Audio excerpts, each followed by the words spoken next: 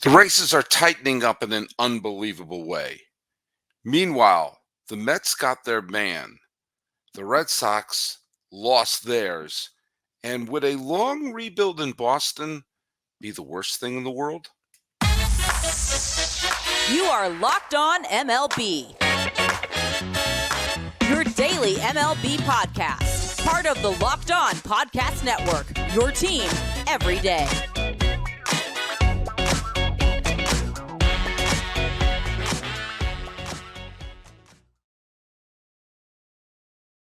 Hello, baseball fans, and welcome to Locked On MLB, part of the Locked On Podcast Network, where it's your team every day. This is the daily podcast where we talk about all of Major League Baseball. I am your host, Paul Francis Sullivan. You can please call me Sully. I am an Emmy-nominated television producer who has been a baseball podcaster for well over a decade now, and this is my fifth full season here at the Locked On Podcast Network. Follow us at Locked On MLB Pods on Twitter, or whatever it's called right now, and on Instagram. I'm your pal Sully. I'm at Sully Baseball on Twitter, Sully Baseball Podcast on Instagram. Be sure to subscribe to us on YouTube. We're trying to get 1 billion followers to follow us. And today's episode is brought to you in part by FanDuel. Make every moment more right now. New customers can bet $5 and get $200 bonus bets guaranteed. Visit FanDuel.com/lockedon to get started. A lot of things to talk about in today's show. Mentioned in the tease there that the David Stearns, who has been rumored to go to the Mets as is it the general manager, is it the president of baseball operations, whatever it is, to be the head honcho, leaving Milwaukee. He's going to be going to the New York Mets. I think it's a fantastic move for the Mets and shows that they are giving their fans a sense of direction, which sometimes is more important than going for it. And they demonstrated that this year. Chaim Bloom is gone in Boston as their general manager. I'm not going to come to his defense, but I am not going to be dogpiling on him.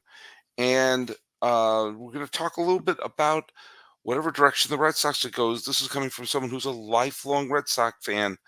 I have some thoughts about the process of a long-term rebuild. But first, let's take a quick look at what was going on today in the world of baseball. And before we do that, actually, let's answer the trivia questions. I had Brandon Warren on the other day from Locked On Twins. I brought up the trivia question, which was the last ever day World Series game was Game 6 of the 1987 World Series. Once again, if you're going to have a day game in the World Series, make sure it's in the dome. The question I had was, because the Twins were on the verge, they're on the brink. The Cardinals were up 3-2 in the World Series. Who was the starting pitcher for Game 6 of the World Series, and who got the win? Which Twins pitcher got the win in that game, which was the final day World Series game played as of this recording in 1987. A couple of people got it right, and I'm going to focus on Big John 8865 on YouTube. A couple of people got it right. I was pointing him out. No offense to everyone else. Pointing out the starting pitcher was Les Straker. And the winning pitcher came out of the bullpen was Dan Schatzeder.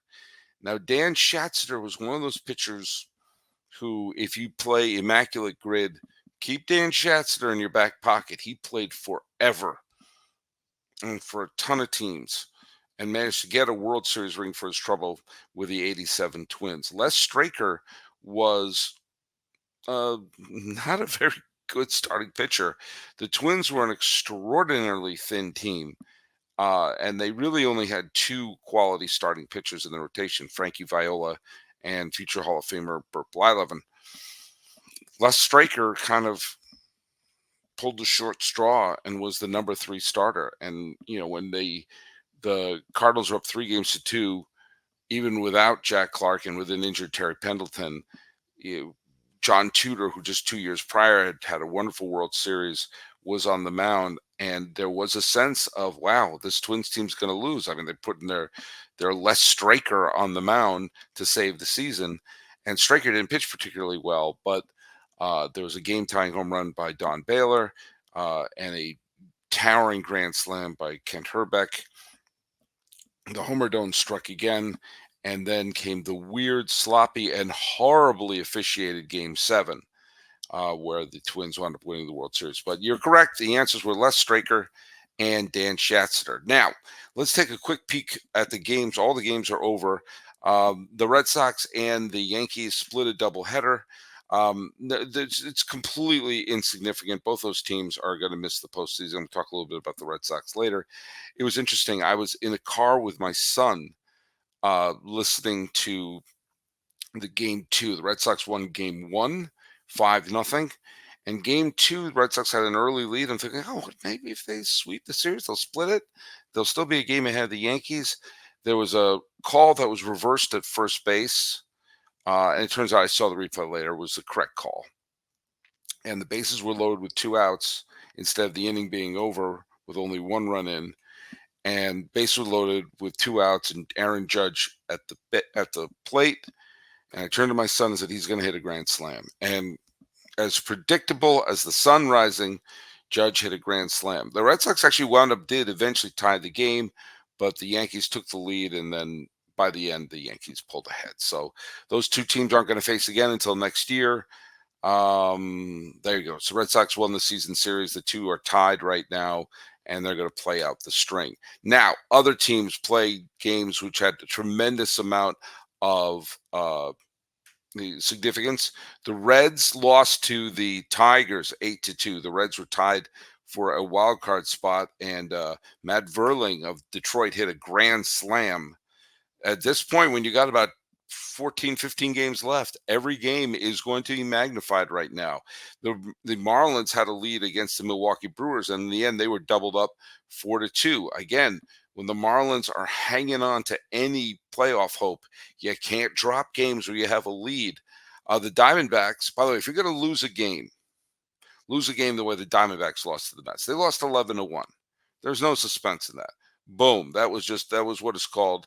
What was it? Is it a ruse? Is that how you pronounce his name? I don't know. Jeff McNeil hit a 3-run home run. Jeff Brigham, named after the ice cream place in Massachusetts. The Mets won 11-1 over Arizona. Diamondback fans can't look at it. Oh, if only what? What? If only what? You stayed in bed? But it's a bad loss for the D-backs as all those teams are bunched together. We'll get to that in a second. And the Giants and the Rockies, they were postponed.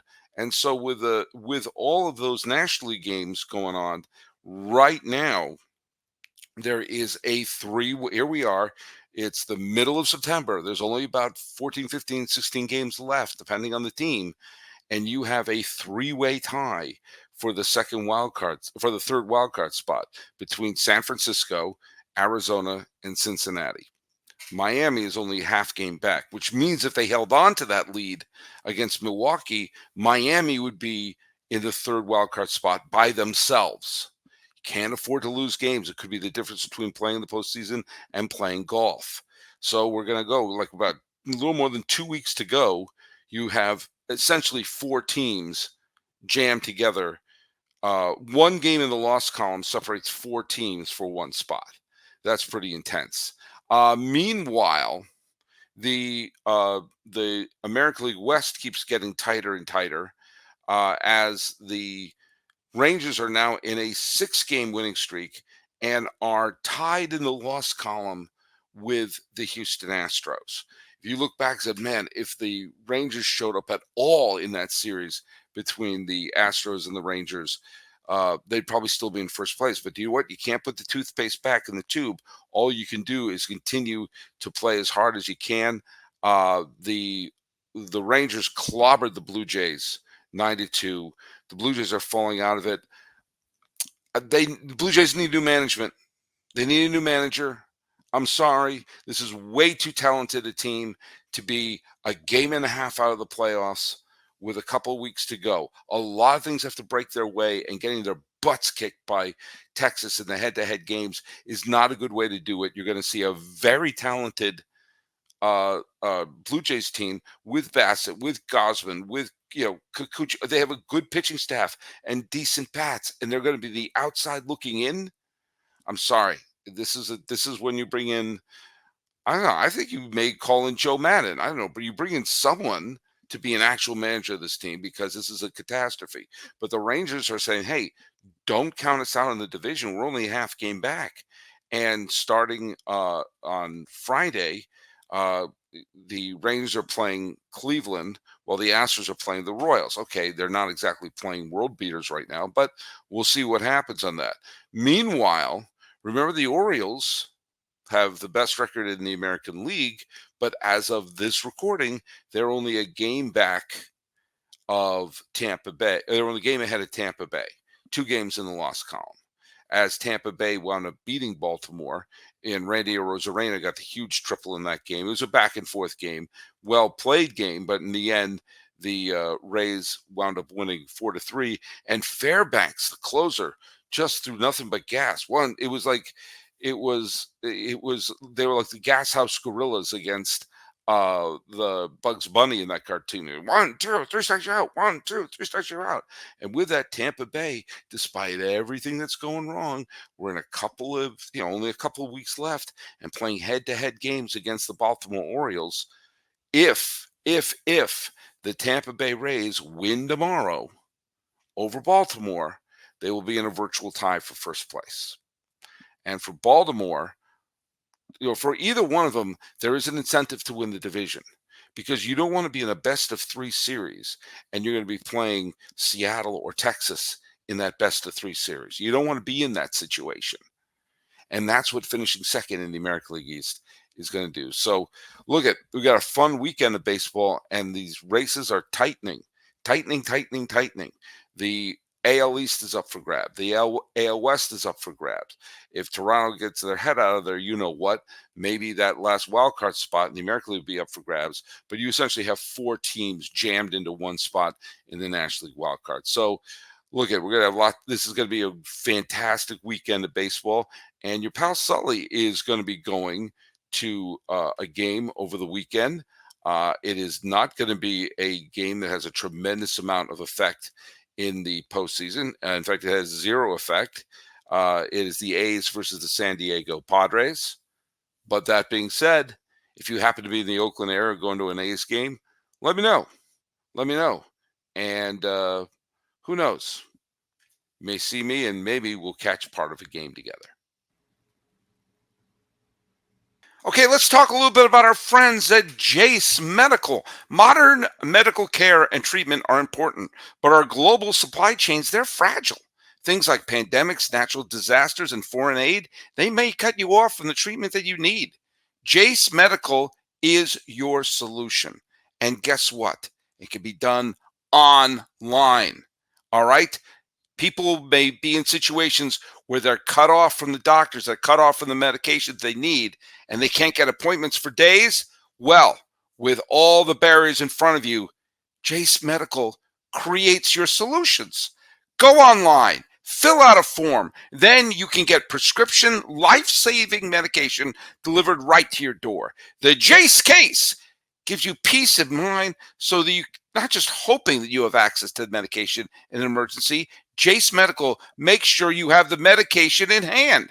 Save more than $360 by getting these life-saving antibiotics with Jase Medical, plus an additional $20 off by using code LOCKEDON at checkout on jasemedical.com. That's JASE medical.com. All right, the behind the scenes stuff was all throughout baseball news today. And I'm going to go first with the one where there's actual news of a human being coming in. The Mets are bringing in David Stearns. There have been a lot of rumors over the years, their interest of him to be in charge of the team. Again, what's his title? President of Baseball Operations, General Manager, not 100% sure. It doesn't really matter. He'll be the head honcho. And he is going to be coming in and essentially going to be taking a team that has had a recent influx of young players and try to put together, not slap together, but try to put together a solid Mets team with an eye of winning a championship. Now, I have said this, and I'll reiterate this right now. There is a hunger in New York to have a championship of any of the major teams. It's been over a decade.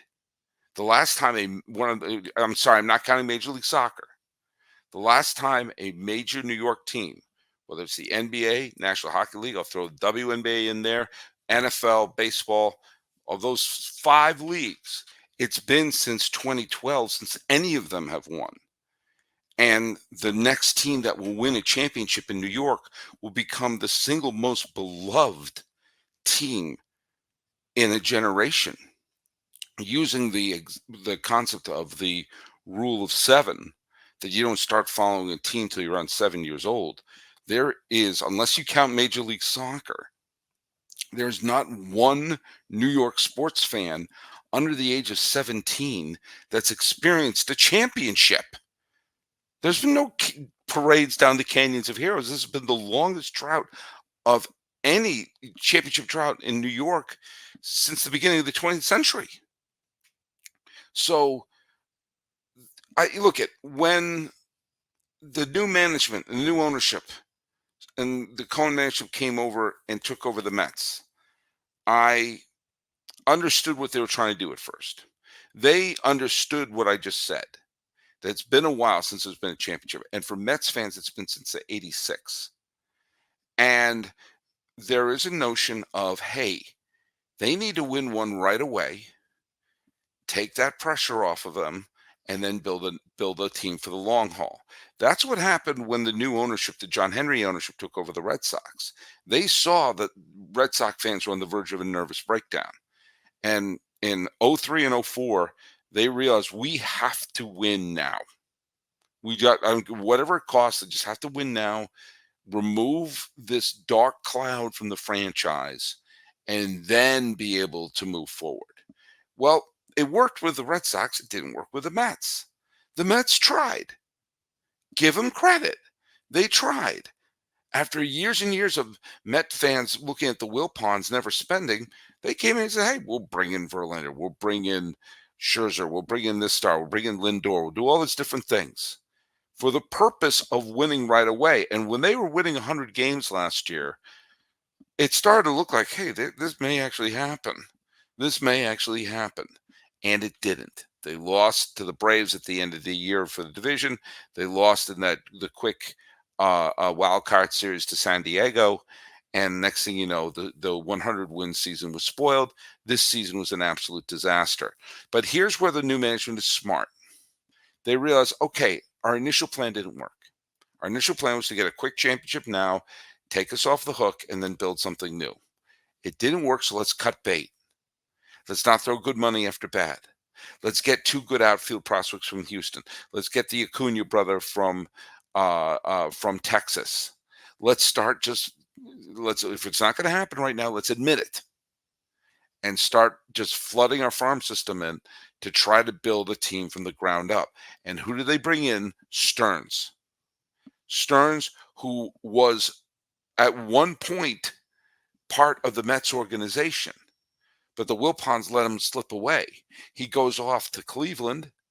Then he goes off to Milwaukee. Have you noticed what happened to both Cleveland and Milwaukee under his watch? What championships have they won? Shut up. Cleveland's went on a fantastic run in the 2010s. And then when he basically takes over the Brewers, a moribund franchise who had a grand total of 08 and 2008, 2011 were the only times the team appeared in the postseason since the days of Robin Yount, Paul Molitor, and Cecil Cooper back in the early 80s.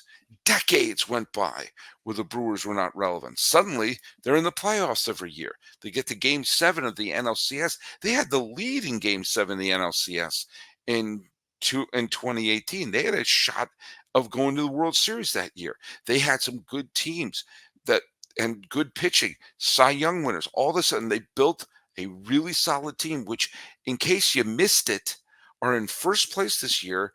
And yes, Los Angeles and Atlanta are the 2 best teams in the National League, but the Brewers have the pitching to pull off an upset. This is a team that was built well, built intelligently.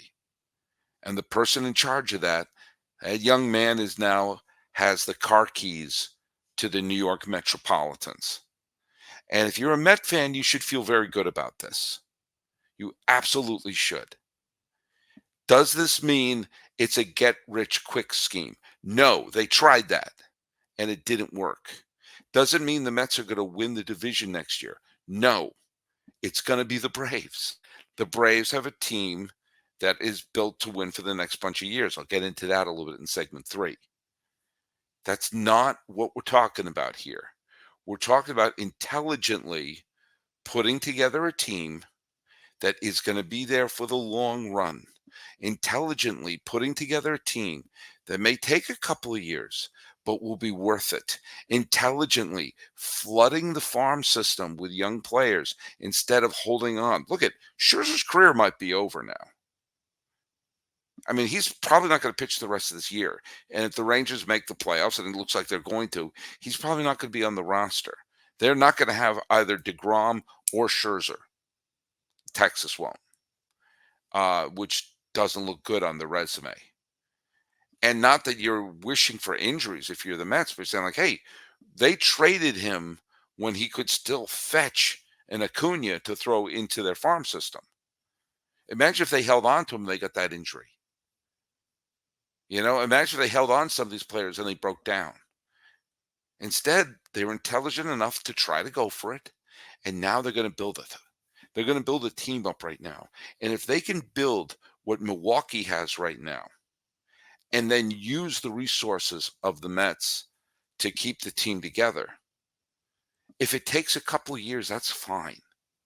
If we're not talking about the 2024, 2025 New York Mets, but what if we're talking about the 2026 and for the rest of the decade? Would that be so bad? Would that be so dumb? Would that be so awful? I don't think so, by any stretch of the imagination. Do you know why? Because this notion of the New York fans only accept championships is a load of bunk. A generation is graduating from high school this year and can look at their fellow sports fans in upstate New York and Buffalo and say, yeah, we've never experienced a championship either. No, they must have a championship. No. If it takes a few years, if the Mets can use and build a team the way Milwaukee is a team and improve it and keep it together, even if it takes a couple of years, the end result will be a team that will be the most beloved team for everyone under the age of 20 in New York. You think that some of these teams are popular now? You got kids who've never experienced a title.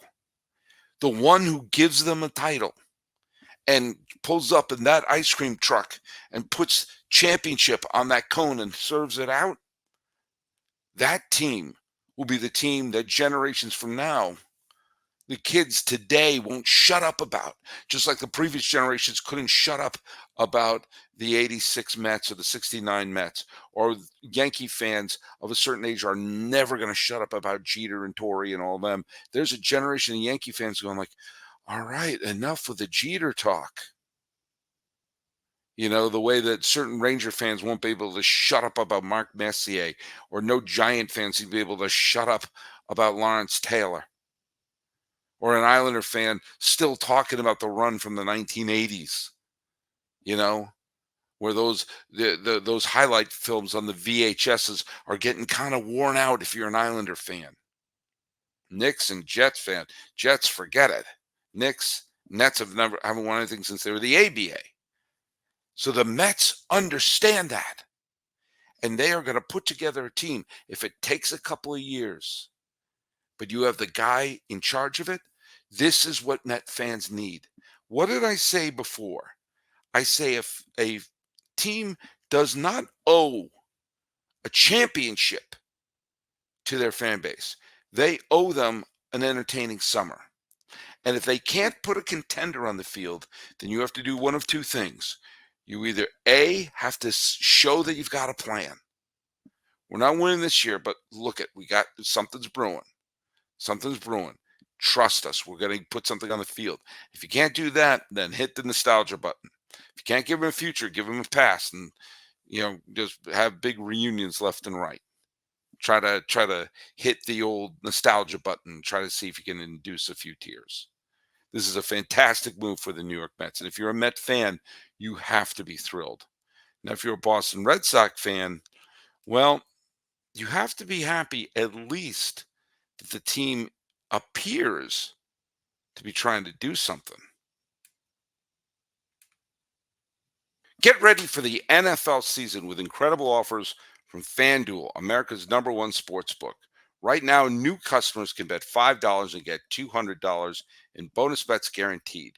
Plus, all customers who bet $5 will get $100 off of NFL Sunday Ticket from YouTube and YouTube TV. This is the best time of the year to join FanDuel. The app is easy to use, and you can bet on everything from spreads to player props and more. So visit FanDuel.com/lockedon and kick off the NFL season with an offer you won't want to miss. FanDuel, it's the official partner of the National Football League.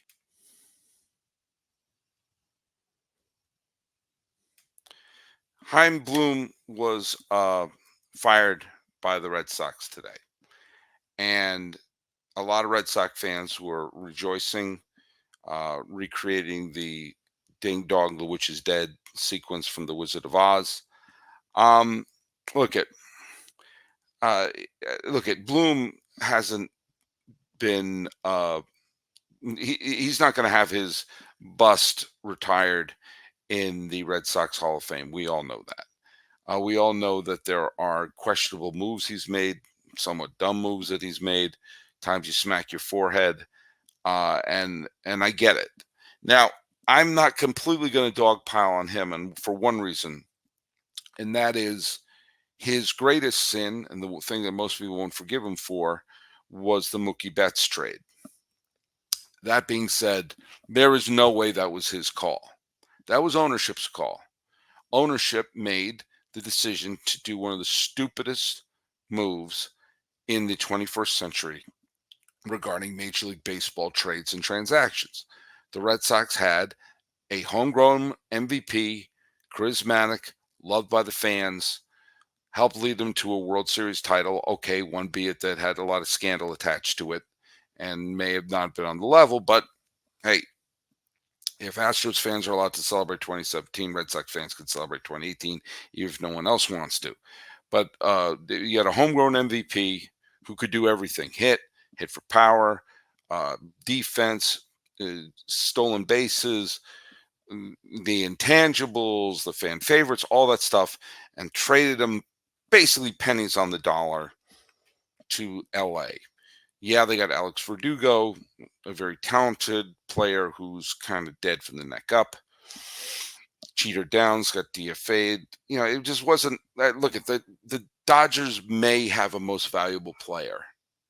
Ronald Acuna Jr. is probably going to win the MVP, but Mookie Betts is definitely a top 3, and helped lead him to the weird World Series in the COVID year, and could very well get him back to the World Series this year.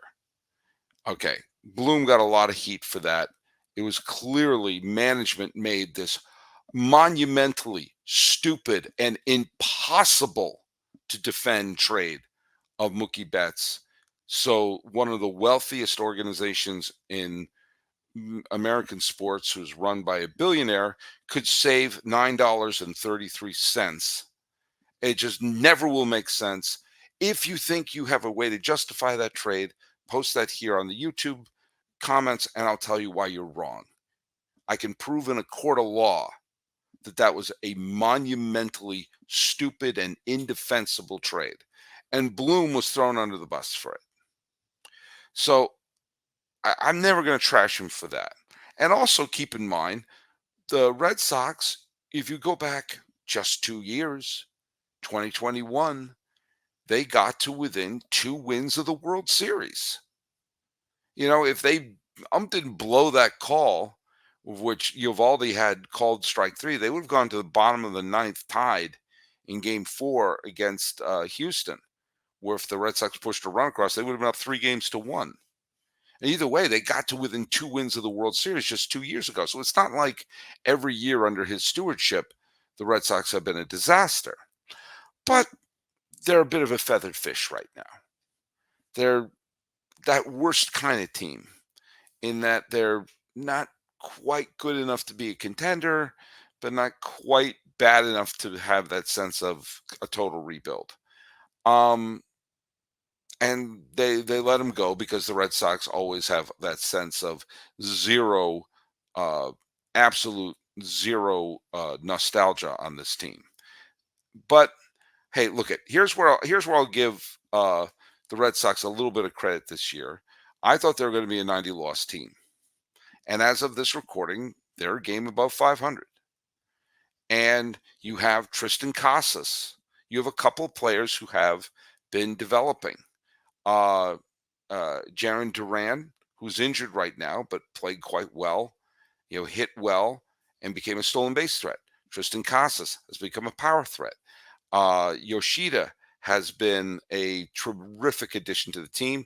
And Devers, who, lest we forget, is only 27 years old, has played very, very, is played well, and he's signed to the team long term. So you've got a star who's linked to the team in the long term. Also, Brian Bello has had a wonderful year out of the rotation. Cutter Crawford and Tanner Houck have each had moments, but especially Bello, and Winkowski has given the team some decent innings out of the bullpen. So they have some pieces. That's one of the reasons why I look at this season as a step in the right direction. And now they're bringing in they'll have to bring in another voice to be the new general manager. Now, I don't know where they're going to go. I would love it if they went to an organization that has success. I mean, here Mike Fast, who's a member of the Braves organization, the name is floating around. Sam Fold of the Phillies organization's name has been floating around. Yeah, raid a team. Get someone to say it's now your shot. Like the Mets, as a Red Sox fan, I am not against the idea of not necessarily being a super contender right away. I am not against the idea of a couple of year rebuild. And the example that I think of, in the beginning of the 2010s, the Atlanta Braves had several homegrown stars, including Kimbrel, including Jason Hayward, including Freddie Freeman. And they had imported some stars, including the two Upton brothers. And it looked like, they won the division in 2010. They collapsed down stretch in 2011, but they were the wild card team in 2012. Division in 2013, where inexplicably they didn't bring Kimbrel in to close the game. But they looked like they were going to be a regular contender for a bunch of years to come. They stubbed their toe in 2014, and then they blew the team up. They blew the team up and began a rebuild process. And a lot of people back in 2014, 2015 thought it was a complete disgrace what the Braves were doing. But you think about it, they were contending midway through 2014. They blew up the team in 2015. They were bad in 2016 and 2017. They win the division in 2018, and look at what they've been since. They have been the absolute model organization in terms of player development, in terms of acquiring players, using their farm system to pull off deals like the Olsen trade or the deal involving, bringing in Dansby Swanson when they did, bringing in, Matt Olson and Murphy when they did. If they lose Swanson or they lose Freeman via free agents, they find the perfect ways to fill in for them. They're able to develop the Acuñas of the world. They're able to develop the pitching that they need, and use their resources, not pretend that they're a poor organization, but then use their resources to keep the band together. And look at all the titles that they've won, the division titles, since making that decision to say, hey, we'll take a few steps back and then build the team up. And boom, they are going to be the division winners. They won the division this year. They're got to be considered to be a World Series contender this year. And if they get it, if they just win the pennant, this will be their second pennant in 3 years. All these years of going to the league championship series, all these years putting on 100-win teams and quality products on the field. Started when they pulled the ripcord in 2015. 3 lousy years, and look at what they've got. And as someone who grew up in New England, hell, I'm wearing a Chowderheads Massachusetts shirt right now. I am all for doing the right thing for the long term. I made that clear. My thoughts with the Mets, they hold still with the Red Sox as well. If it takes a couple of years and what rises from the ashes are homegrown players that you can look at and say, that's a Red Sox, and then keep that team together. Essentially what they had in 2018. And yes, I know that there's a lot of things tainting the 2018 title, but you looked at that team that had Devers, that had Bogarts, that had Betts, that had Christian Vasquez, that had Benintendi. You thought, like, man, this team's going to be together for a long time. And boy, oh boy, were we 2 years later, they put 2 sticks of dynamite and inexplicably blew it up. But the Red Sox have had a decent run. Let's face it. 10 years ago, the Red Sox won the World Series in the Boston Strong. A couple of lean years, and then you win the division titles in 2016, 2017, and 2018, winning it all in 2018. Getting to within 2 wins of the World Series in 2021. That's a pretty good run there. So if it means to take a step back and build something, it's not going to be the worst thing in the world. And I think Red Sox fans would be okay with that. I think Red Sox fans would say, all right, put a team together. All we want is rings. No, all we want is the next great Red Sox team. And if that's what the new ownership can do, and that's what the new general manager can do, then great. Then raid the Braves front office, raid the Dodgers front office, raid Tampa Bay's front office, just like how the Mets raided the Brewers front office. Look at what the Mets are doing. They understand it may not be able to happen right away, but when it does, it will be fantastic. And maybe then we'll get that 1986 rematch that a lot of us have been waiting for since way back when. So we'll see what happens. But rebuild properly. Show a little patience. And if the results are what we see in Milwaukee and with Atlanta, then Mets and Red Sox fans, you may rejoice. Okay, here's our trivia question for the day. The Oakland A's, whose team I'm going to see over this weekend, won 3 straight World Series titles. When Charlie O'Finley was the owner of the team, they won 3 straight World Series titles. There was turmoil all over the place with managers being fired and star players being alienated and everything. But one place there was security was the general manager's job. What was the name of the general manager of the A's when they won their 3 straight World Series titles in 72, 73, and 74? That's your trivia question. Put it down here on YouTube or put it on Twitter or whatever the heck it's called right now. So, have a great weekend, everybody. I'm probably going to do a show over the weekend, and we're going to see what happens as these races are getting tighter and tighter, and the excitement is brewing up. So follow us at Lockdown MLB Pods, Lockdown MLB Pods on Twitter and Instagram. I'm at Sully Baseball on Twitter, Sully Baseball Podcast on Instagram. Looking at the tight races and 2 big, high-profile Northeastern teams with lots of money have decided to hand the car keys to other people. This has been Locked On MLB for the 15th day of September 2023. I am yours, Paul Francis Sullivan. Please call me Sully.